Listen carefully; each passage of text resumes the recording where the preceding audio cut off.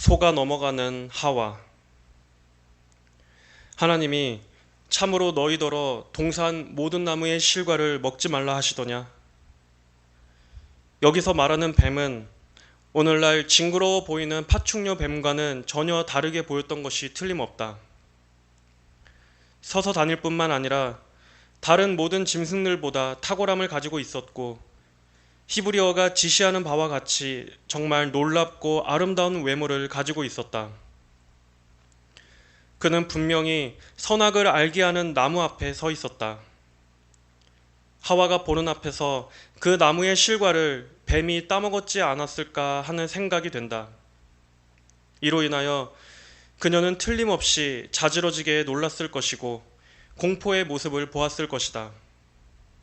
그렇게 볼 때 사단이 한 말에 대한 이유를 알게 된다. 사무엘 홉킨스는 오래전에 이렇게 지적했다. 아마 뱀은 그 나무의 실과를 먹었더니 이성을 사용하게 되고 지금 그 여자가 실제로 보고 있는 것과 같이 말하는 기능을 얻게 되었다고 말했을 것 같다.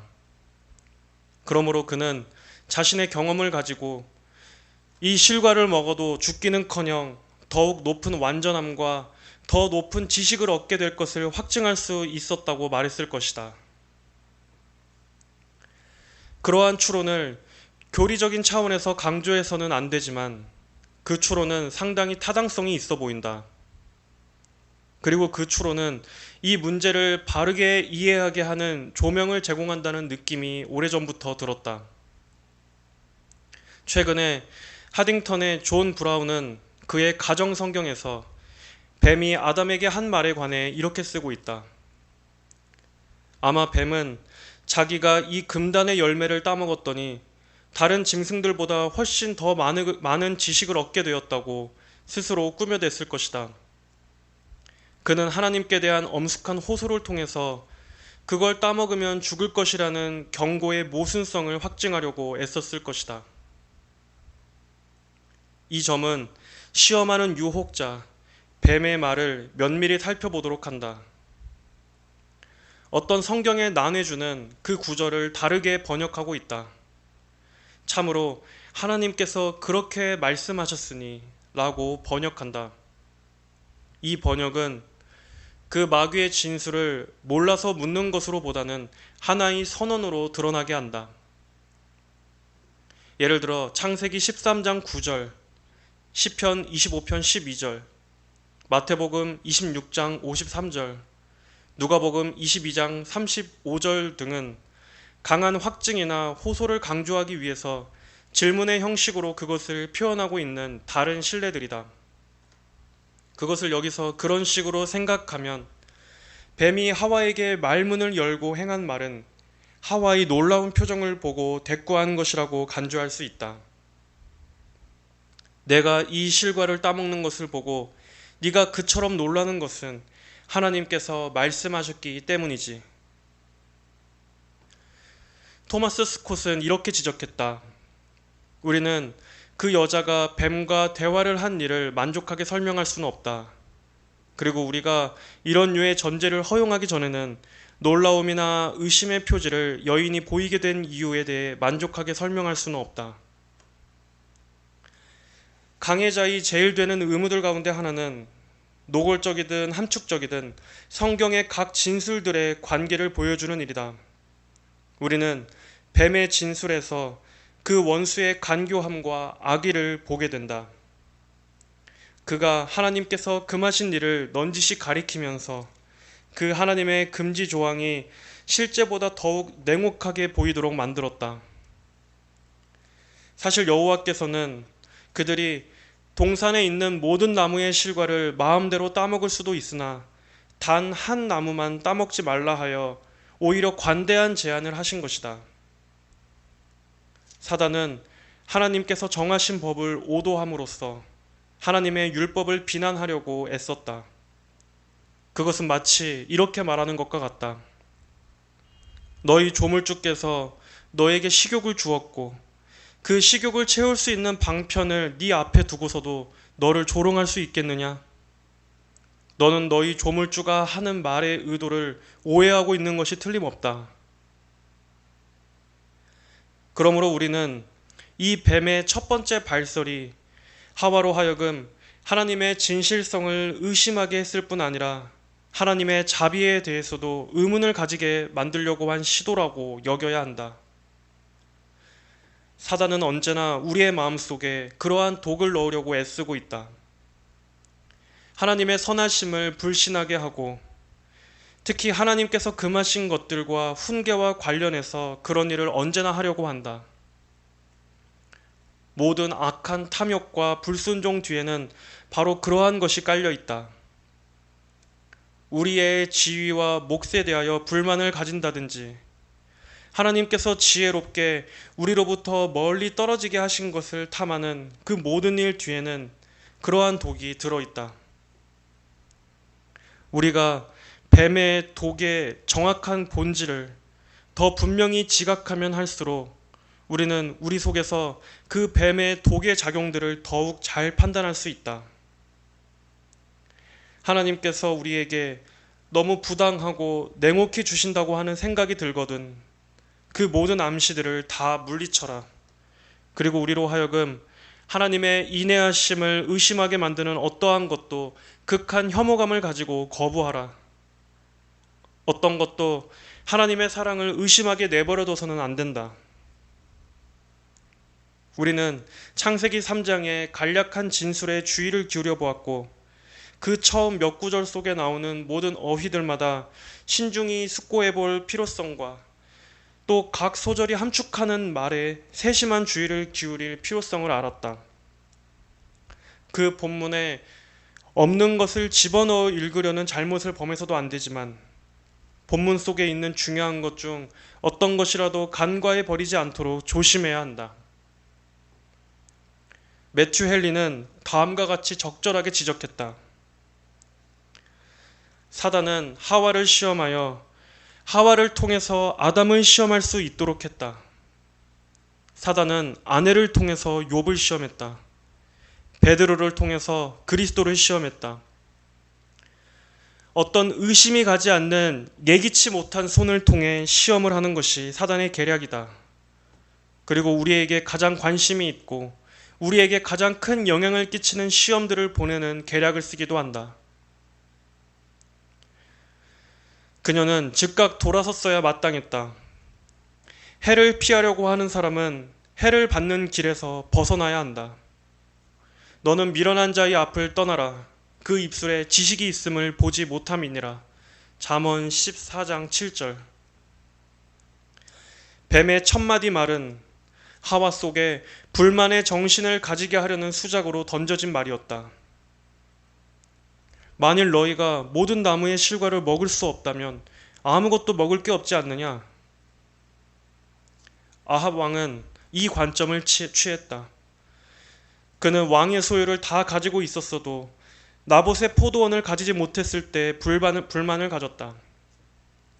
하만은 왕으로부터 총애를 받았지만 모르드게가 자기에게 절하지 않는다 하여 이 모든 것이 내게 무슨 소용이 있느냐라고 소리쳤다. 만일 하와가 은밀히 그 금단의 열매를 따먹고 싶은 생각이 없었다면 자기에게 던져지는 그 교활한 질문에 어찌 관심을 기울였겠는가? 시험을 받을 것을 가지고 노는 것은 언제나 그 보이는 대상을 향한 강한 탐욕을 함축하는 것이다. 만약 하와가 창세기 2장 1절에 있는 하나님의 허락에 만족하고 하나님께서 창조를 통해서 그에게 주신 지식을 만족하게 여겼다면 그는 유혹자 뱀이 제안하는 거짓된 지식을 혐오했을 것이다. 그렇게 되었으면 그 유혹자와 대화하며 회답하는 일을 처음부터 끊어버렸을 것이다. 그리스도의 행실에 비추어 그녀의 행동을 비교해보라. 그리고 그리스도께서 얼마나 다르게 행동하셨는가를 주목하라. 그리스도께서는 단호하게 마귀와 어떠한 논쟁을 하는 것도 거절하셨다. 그는 시험을 가지고 희롱하지 않았다. 그는 하나님의 뜻 외에 어떤 것도 소원하지 않으셨기 때문이다. 매번 그는 하나님의 말씀 위에 든든히 섬으로써 원수의 도전을 완강히 물리치셨다. 그리고 강한 어조로 사단의 제안들을 묵살시킴으로써 사단의 도전을 끝맺었다. 그보다 더 놀라운 대조를 상상해 볼 수 없다. 여인의 후손은 사단의 시험을 거룩한 혐오감을 가지고 대처하셨다. 그러나 여인은 거룩하지 못한 타협적인 정신으로 뱀의 간교함에 반응하는 자리에 있었다. 여자가 뱀에게 말하되 동산 나무의 실과를 우리가 먹을 수 있으나 동산 중앙에 있는 나무의 실과는 하나님의 말씀에 너희는 먹지도 말고 만지지도 말라 너희가 죽을까 하노라 하셨느니라. 창세기 3장 2절 3절. 하와는 뱀으로부터 어떤 무서움을 느끼기는커녕 뱀과 이야기를 나누었다. 그 점은 어리석기도 하고 치명적인 것이기도 하다. 사단은 우리보다 훨씬 지혜롭다. 만일 우리가 우리 자신의 힘으로 그와 논쟁하려 한다면 결과는 비참할 것이다. 그의 악한 감화력은 아픔도 없이 하와를 이미 잠식해 들어가기 시작했다. 그녀의 대답의 첫 부분을 면밀히 시험해 보면 그 점이 드러난다. 주 여호와께서 동산에 있는 모든 나무의 실과를 임의대로 먹으라고 말씀하셨다. 하와는 그 임의대로라는 말을 생략했는데 그것은 나쁜 징조이다. 하나님의 관대한 제안이 그녀의 마음에 마땅하게 느껴지지 않았음을 지시한다. 그러나 반면 우리는 3절에서 그녀가 하나님의 말씀에 무엇인가를 첨가하고 있다고 비난하는 자들과는 의견을 같이 하지 않는다. 왜냐하면 만지지도 말라라는 말은 창세기 2장 17절에서 직접적으로 언급되지는 않지만 분명히 그러한 뜻이 내포되어 있음이 틀림없기 때문이다. 만지지 않고 어떻게 그 실과를 따먹을 수 있는가? 만지면 따먹게 된다. 방금 지적한 것 속에 매우 중요한 원리가 함축되어 있다. 그것은 이렇게 진술할 수 있다. 하나님께서 어떤 행동을 금하실 때 그 행동을 촉구하거나 그 행동에 이르게 하는 모든 일을 금하신다는 것이다. 우리 주님은 그 점을 산상설교 속에서 매우 명백히 하셨다. 주님은 율법의 거룩한 요구들을 자기의 멋대로 제한시킨 죄를 범한 랍비들의 오류를 논박하시면서 율법의 영성과 엄격성을 강하게 말씀하셨다. 그는 살인하지 말지니라 라는 말은 결코 어떤 실제적인 살인 행위에만 국한된 것이 아니라고 주장하셨다. 오히려 그것은 그 살인 행위에 앞서 있는 모든 악한 마음과 생각을 다 금하시는 계명이라고 말씀하셨다. 다시 말하면 미움과 악의와 악한 뜻을 버리라는 말씀이다.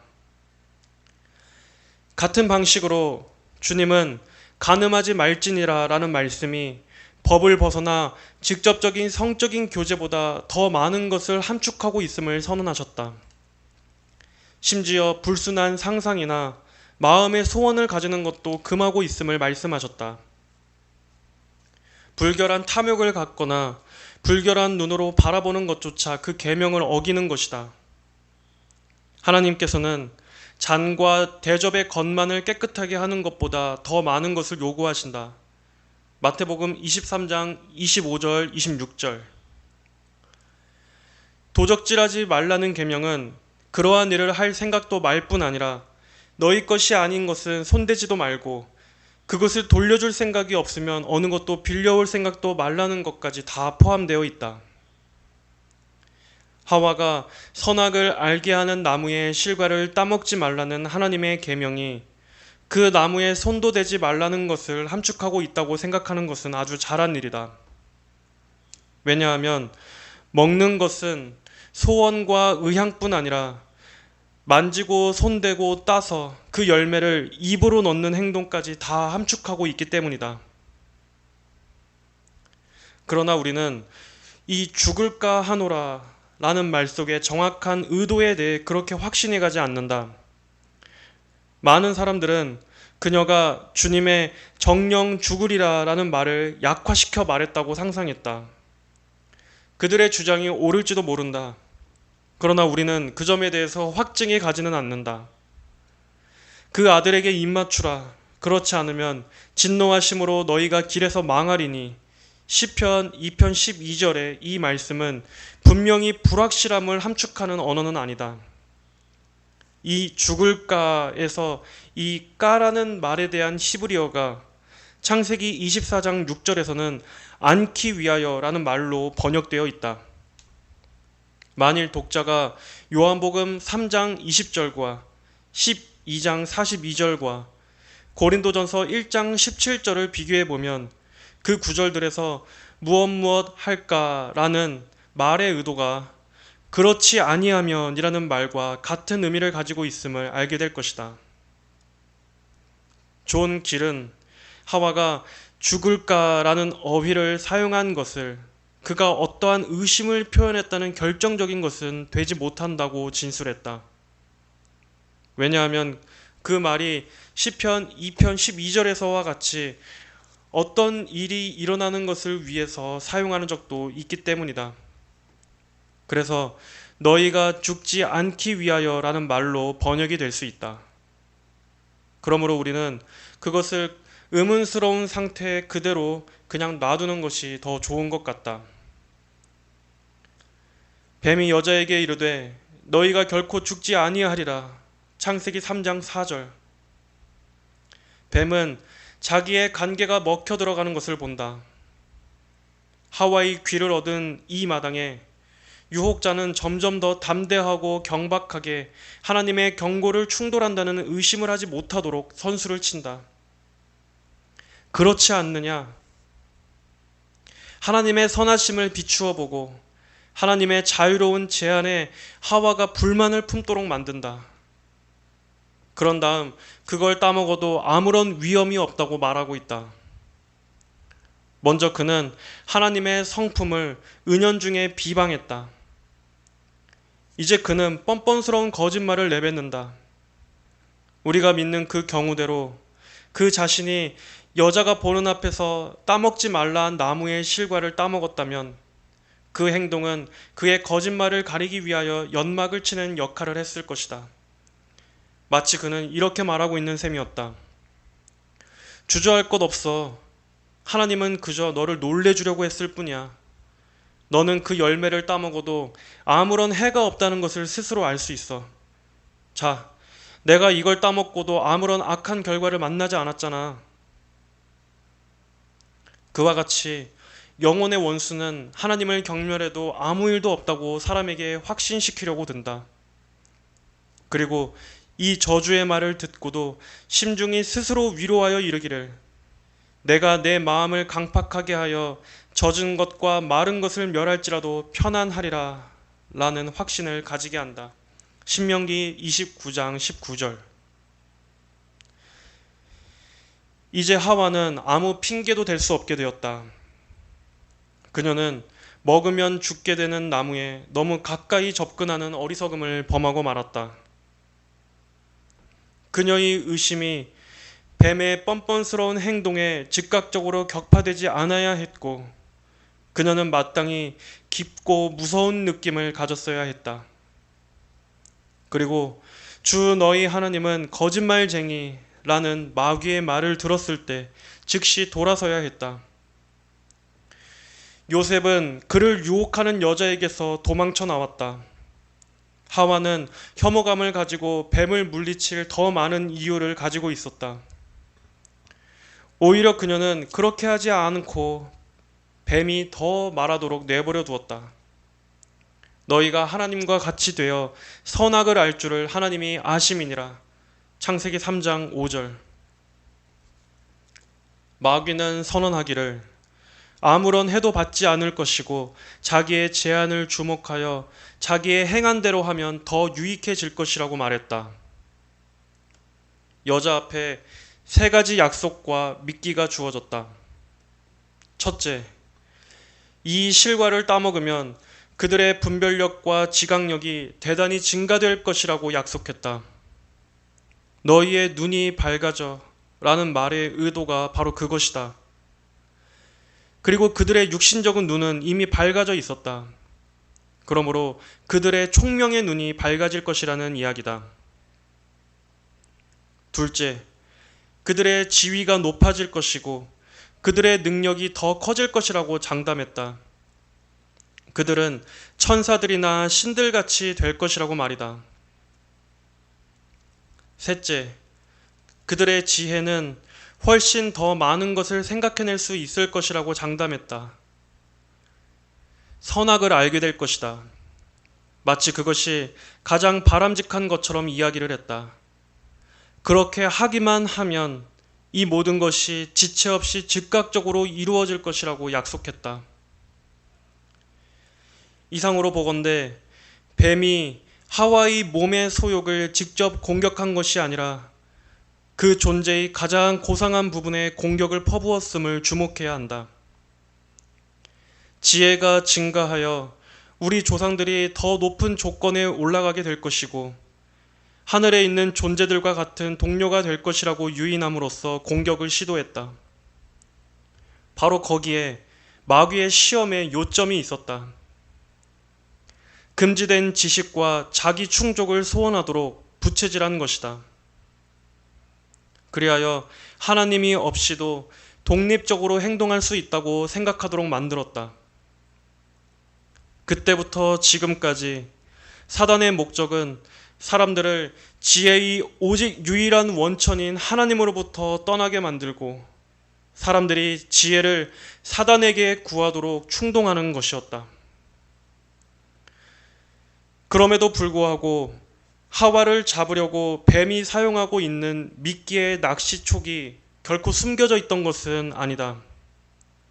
4절과 5절에 있는 뱀의 진술을 종합해 볼 때 하나님은 그대로 행하시지도 아니할 위협을 한다고 뱀은 하나님을 비난했을 뿐 아니라 하나님은 그 사람들에게 가장 유익한다는 것을 알고도 그 좋은 것들을 주지 않는 폭군적인 존재라고 비난하고 있다. 너희는 하나님께서 말한 대로 그처럼 엄격하거나 지독한 분이 아닐 것이니 두려워할 것이 없다. 다만 하나님은 너희들을 겁주려고 할 뿐이다. 만일 이 실과를 따먹으면 너희 지식이 크게 신장될 것을 잘 알고 계신다. 그러나 그분은 그러한 일이 일어나기를 원치 아니한다. 그러므로 그 하나님은 이 부당한 금지 조항을 통해서 그 일이 일어나지 못하게 하고 있는 것이다. 여자가 그 나무를 본즉 먹음직도 하고 보암직도 하고 지혜롭게 할 만큼 탐스럽기도 한 나무인지라 여자가 그 실과를 따먹고 자기와 함께한 남편에게도 주매 그도 먹은지라. 창세기 3장 6절. 이 비극적인 구절을 자세히 숙고하기 전에 두 가지 문제들을 유심히 생각해 봄으로써 그 문제에 대한 해답을 찾으려 노력해야 한다. 첫째, 어째서 창세기 2장 17절에 나온 하나님의 경고가 하와로 하여금 하나님께 불순종하는 것을 막지 못했는가? 다윗은 이렇게 선언했다. 내가 주께 범죄치 아니하려 하여 그의 말씀을 내 마음에 두었나이다. 시편 119편 1절. 창세기 3장 3절을 보면 뱀이 하와에게 수작을 걸 때 하와의 생각 속에는 하나님의 말씀이 조금이라도 들어있었음이 명백하다. 그런데 어떻게 그것이 하와가 범죄하지 못하도록 하지 못했는가? 대답은 분명히 이렇다. 그 마음속에 있는 하나님의 말씀을 이용하지 못하고 오히려 시험을 떠나지 않고 그 시험을 가지고 노닥거렸으며 하나님의 원수와 대화를 나누고 그의 거짓말을 믿었다. 여기에서 우리를 위한 가장 엄숙한 경고를 발견할 수 있다. 만약 하나님께서 멸망케 하는 자로부터 우리를 건져주시기를 진정 우리가 바란다면 우리는 모든 악의 기회를 단번에 물리쳐야 한다. 마치 요셉처럼 그 시험받는 자리에서 피해야 한다. 만일 우리가 하와의 엄숙한 실패와 타락을 명심하고 두려워한다면 우리는 언제나 끊임없이 기도해야 할 것이다. 우리를 시험에 들게 하지 마옵소서라고 말이다. 만일 주께서 우리를 시험해 보는 것이 좋다고 여기신다면 우리를 악에서 구하옵소서라고 부단히 언제나 열심히 기도해야 한다. 둘째로 고린도후서 11장 3절에서 뱀의 관계로 하와를 미혹해 하였다고 말씀하였고 디모데전서 2장 14절에서는 하와가 속임을 받았다고 말씀했다. 창세기 3장에서 하와에 대하여 기록된 것을 우리가 어떻게 설명해야 할까? 그 창세기 3장에서 그녀가 깊이 생각한 다음에 그 밝은 눈을 가리고 이를 저질렀음을 명백히 하는 진술이 나타나 있다. 만일 그가 하나님을 알면서 불순종했다면 어떻게 그가 속았다고 할 수 있겠는가? 그에 대한 대답은 이러하다. 그녀가 하나님의 말씀의 빛의 통제를 받기를 그치자마자 그녀의 상상력은 사단이 그녀에게 끼친 거짓된 인상으로 가득 차게 되었고 그녀의 이성과 지성은 어둡게 되었다. 거룩하지 못한 소원이 그녀의 심정 속에서 나타났다. 그녀의 생각과 욕구가 그녀의 판단을 앞질러 갔고 참된 것은 불신하고 거짓된 것은 믿는 마음을 먹게 되었다. 오, 죄의 유혹이여. 선을 악하다 하고 쓴 것을 달다고 하는 죄의 기만성이여. 그녀는 하나님의 말씀보다 다른 자의 목소리를 청종하는 것을 허락했기 때문에 속아 넘어가기 쉽게 되었다. 또한 자기 남편에게 충성하는 것을 별로 크게 생각하지 않았기 때문에 쉽게 넘어갈 위치에 서 있었던 것이다. 은혜에서 떨어지는 경우마다 그 전조 증상은 마음이 그리스도에게서 멀어지는 것이다. 그리스도는 그리스도인의 영적인 남편이다. 따라서 그리스도에게서 멀리 떠나면 판단력이 흐려진다. 진리를 거부하면 오류가 환영을 받는다. 사단은 영혼들로 하여금 하나님을 떠나서 자기들의 행복을 구하도록 하면서 시험받는 자의 경우와 환경에 맞게 자기의 시험을 던진다. 하와는 그 나무가 먹기 좋고 눈에 즐겁게 보이는 것임을 알았다. 이 진술이 어떤 요점을 설명하고 있는지를 잘 생각해 보라. 이 진술은 시작이 아니라 앞의 구절들에서 기록된 모든 것이 발생한 다음에 있었던 진술이다. 우리는 두 소절의 순서를 주목하자. 보암직도 하고라는 어구가 먹음직도 하고라는 어구보다 앞서 있어야 할 것 같이 생각이 든다. 그런데 어째서 그 두 묘사의 순서가 서로 뒤바뀌었는가? 이것은 여자가 그 나무를 본즉 먹은직도 하고 라는 말씀의 의미를 정확히 이해하도록 우리를 더 잘 준비시켜 주는 것이 아닌가? 시간적인 요소를 무시해서는 안 된다. 왜냐하면 그 시간적인 요소가 의미가 없을 리 없기 때문이다. 그 시간적인 요소는 우리로 하여금 뱀이 그보다 앞서 행한 일을 되돌아보게 한다고 암시하고 있다. 그 뱀이 개인적으로 하와가 보는 앞에서 그 금지된 실과를 따먹었을 것 같다. 그녀가 그것을 맛보기 전이라면 어떻게 달리 먹음직도 하다고 느꼈겠는가? 이 구절의 세 번째 어구가 이 해석을 확증하고 정착시켜주지 않는가? 왜냐하면 그 실과가 지혜롭게 할 만큼 탐스럽기도 하다는 것을 다른 방식으로서는 어떻게 알았겠는가? 자기가 직접 본 것이 그 사실에 대한 눈에 보이는 증거라고 미리 생각하기 전에는 어찌 그것을 알 수 있었겠는가? 여자가 그 나무를 본즉 먹음직도 하다라는 말씀에서 뱀이 그 실과를 먹고도 죽지도 않고 어떠한 해도 당하지 않는 것을 그녀가 보았으니 그 뱀이 하는 짓을 따라하면서도 두려워할 필요가 없었다는 것이 명백하지 않는가? 뱀의 행동은 자기가 그것을 따먹음으로써 이성의 기능과 말의 능력을 얻었다는 것을 넌지시 비추어 말하는 양 보일 수도 있었지 않았겠는가. 또한 그녀도 역시 그렇게 하면 많은 유익을 얻을 것이라는 암시를 던져줄 만한 것이 아니었겠는가. 하와는 하나님의 말씀을 믿음으로 행동하지 않고 보는 대로 행했다. 결국 외모대로 판단하는 것은 속임수임을 경험하게 된다. 그녀의 아들들이나 딸들이 자주 그런 짓을 한다. 그녀는 보암직도 하다는 것을 알았다. 그 실과의 외모에는 먹기에 좋지 않다고 느껴질 만한 것이 하나도 없었다. 오히려 그것은 매력적으로 보였다. 창세기 2장 9절에서 보면 여호와 하나님이 그 땅에서 보기에 아름답고 먹기에 좋은 나무가 나게 하시니 라고 되어 있다.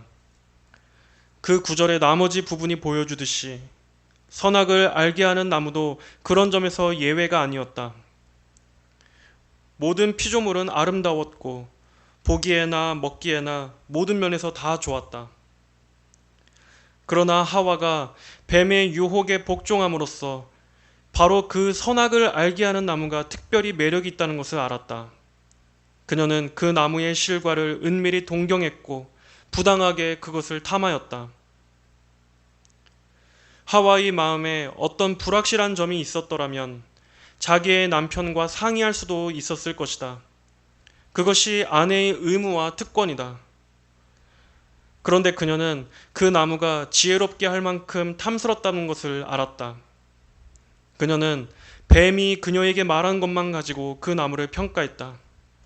하나님께서 말씀하신 것을 가지고는 전혀 평가를 하지 않았다. 그 앞 구절이 그것을 보여준다. 그녀는 마귀가 그녀에게 들고 나온 거짓된 소망으로 부풀어 있었다. 그녀는 먼저 너희가 결코 죽지 아니하리라 라는 뱀의 말을 신용했다. 그 다음 천사들이나 하나님같이 된다는 전망에 그만 매력을 느끼고 말았다. 그리고 나서 지식이 더 많아질 것이라고 논증적으로 설명하는 마귀의 약속을 믿고 그녀는 그만 탐욕 어린 갈망으로 사로잡혔다. 창세기 3장 6절에 나타난 탐스럽다는 히브리어는 출애굽기 20장 17절에 탐내다라는 말로 번역된다. 같은 말이 로마서 7장 8절에서는 탐심이라는 말로 불리어지고 야고보서 1장 15절에서는 욕심이라는 말로 표현된다. 실로 야고보서 1장 15절은 하와의 타락의 상세한 과정을 더듬어 발견하게 한다. 왜냐하면 그녀의 행동은 야고보서 1장 14절 15절을 엄숙하게 예증하고 있기 때문이다. 오직 각 사람이 시험을 받는 것은 자기의 욕심에 끌려 정직의 길에서 벗어나 하와가 따먹어서는 안 되는 나무에 접근한 것처럼 미혹됨이니 욕심이 잉태한즉 하와가 뱀의 호리는 약속을 통해서 욕심을 잉태하였듯이 죄를 낳고 외적으로 죄가 장성한즉 외적인 죄의 행동이 완전히 이루어진 즉 사망을 낳느니라. 쉐드는 하나님의 계명의 온전한 형식은 본질적으로 이러하다고 진술했다. 너는 선악을 아는 지식을 탐하지 말고 혐오하라. 그것을 택하지 말고 그것을 거부해라. 에덴의 규례뿐 아니라 십계명도 내면적인 소원과 외적인 행동 모두를 다 가리켜 말한다. 그리스도의 거룩은 악을 거절하고 선을 택한 것으로 묘사하고 있음을 주목하라. 금지된 악을 소원하는 사람은 사실상 실제적으로는 사람을 죽이지는 않았지만 제6계명을 어긴 것과 같다. 하와는 그 열매를 소원해서는 안 됐다. 왜냐하면 하나님께서 금하신 것이기 때문이다. 소원하는 대신 그것을 무서워해야 했다. 하나님께서 금하신 것을 탐냄으로써 자기의 영원한 창조주시요 최고의 목적이신 하나님으로부터 등을 돌렸다. 그리고 창조주보다 피조물을 더 좋아하게 되었다. 이 점은 우리에게 말로 다할 수 없이 엄숙한 경고를 제공한다. 만일 우리가 우리의 감각이나 다른 사람들이 말하는 것으로 어떤 사물들을 평가하고 하나님의 평가를 받아들이지 않는다면 우리는 틀림없이 우리의 판단에 실수를 범할 것이다. 만일 우리가 육신적인 생각의 논리를 가지고 호소한다면 우리는 재빨리 악을 의라고 확신하게 될 것이다. 하나님의 손에서 받은 것 외에는 우리에게 선한 것이 하나도 없다. 그 실과를 따먹고 창세기 3장 6절.